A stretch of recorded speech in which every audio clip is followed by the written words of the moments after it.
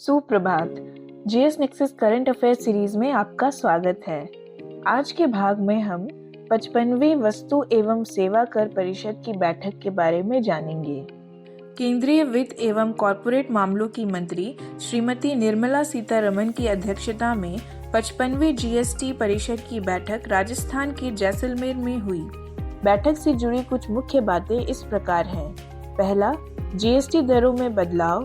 दूसरा, व्यापार सुगमता के उपाय। तीसरा, जीएसटी अनुपालन को सुव्यवस्थित करने के उपाय। चौथा, कानून और प्रक्रियाओं से संबंधित उपाय।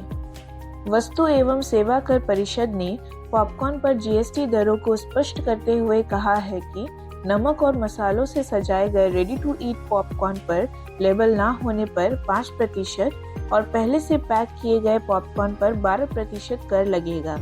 हालांकि चीनी युक्त कैरमल पॉपकॉर्न पर 18% कर लगेगा, जो एक अलग टैरिफ शीर्ष के तहत पुनर्वर्गीकरण को दर्शाता है।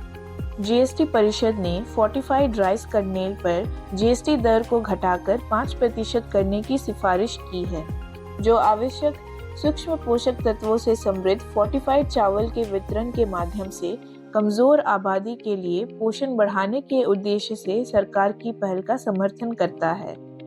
सभी पुराने और इस्तेमाल किए गए वाहनों की बिक्री के लिए जीएसटी में 12% से 18% की वृद्धि का प्रस्ताव किया गया है, जिससे उपभोक्ताओं के लिए लागत बढ़ सकती है, जबकि पूरे वाहन मूल्य के बजाय आपूर्तिकर्ता के मार्जिन का प्रतिनिधित्व करने वाले मूल्य पर कर से छूट दी गई है।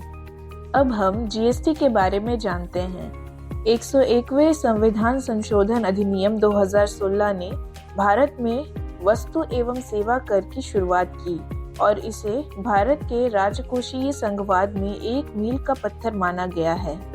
इसने संविधान में निम्नलिखित परिवर्तन किए। अनुच्छेद 246A, अनुच्छेद 269A, 279A के तहत नए प्रावधान की शुरुआत और अनुच्छेद 286 में संशोधन किया गया।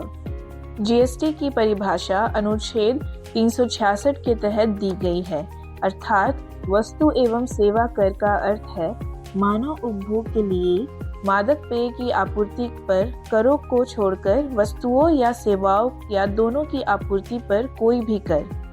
1 जुलाई 2017 से जीएसटी के कार्यान्वयन के लिए कुछ अधिनियम पारित किए गए। इनमें शामिल है सीजीएसटी अधिनियम 2017, यूटीजीएसटी अधिनियम 2017, आईजीएसटी अधिनियम 2017, जीएसटी अधिनियम 2017। जीएसटी के 3 घटक कुछ इस प्रकार हैं। पहला, केंद्रीय माल और सेवा कर। राज्य या संघ शासित प्रदेश के भीतर वस्तुओं और सेवाओं की आपूर्ति पर केंद्र सरकार को देय। दूसरा, राज्य या संघ शासित प्रदेश माल और सेवा कर। राज्य या संघ शासित प्रदेश के भीतर वस्तुओं और सेवाओं की आपूर्ति पर राज्य या संघ शासित प्रदेश सरकार को देय। तीसरा, एकीकृत माल और सेवा कर। वस्तुओं और सेवाओं की अंतरराज्यीय आपूर्ति के मामले में भारत सरकार द्वारा आईजीएसटी लगाया जाता है। भारत में आयात पर भी बराबर आईजीएसटी लगाया जाता है। आईजीएसटी को आईजीएसटी अधिनियम के प्रावधानों के अनुसार संघ और राज्यों के बीच विभाजित किया जाता है। अब हम जीएसटी परिषद के बारे में जानते हैं। जीएसटी परिषद अनुच्छेद 279A के तहत एक संवैधानिक निकाय है जो जीएसटी से संबंधित मुद्दों पर केंद्र और राज्य सरकारों की सिफारिशें करता है।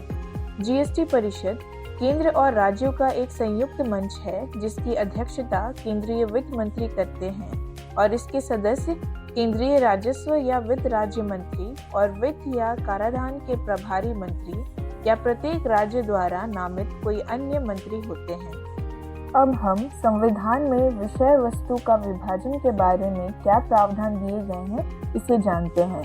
संविधान का अनुच्छेद 246 भारत की संसद और राज्य विधानमंडल के बीच विधायी शक्तियों का वितरण करता है। संविधान की 7वीं अनुसूची भी विषयों को 3 सूचियों में विभाजित करने से संबंधित है। सूची 1 जो संघ में शामिल 100 विषयों को दर्शाता है। सूची 2 जो राज्य में शामिल 61 विषयों को दर्शाता है।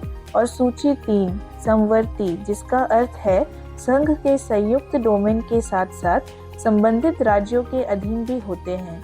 इसमें 52 विषय हैं। यह ध्यान रखना महत्वपूर्ण है कि 42वें संविधान संशोधन अधिनियम 1976 ने 5 विषयों को राज्य सूची से समवर्ती में स्थानांतरित कर दिया, जिससे यह 52 हो गए हैं। ये 5 विषय शिक्षा, वानिकी, वन्य जीव और पक्षी संरक्षण, न्याय प्रशासन और वजन और माप थे।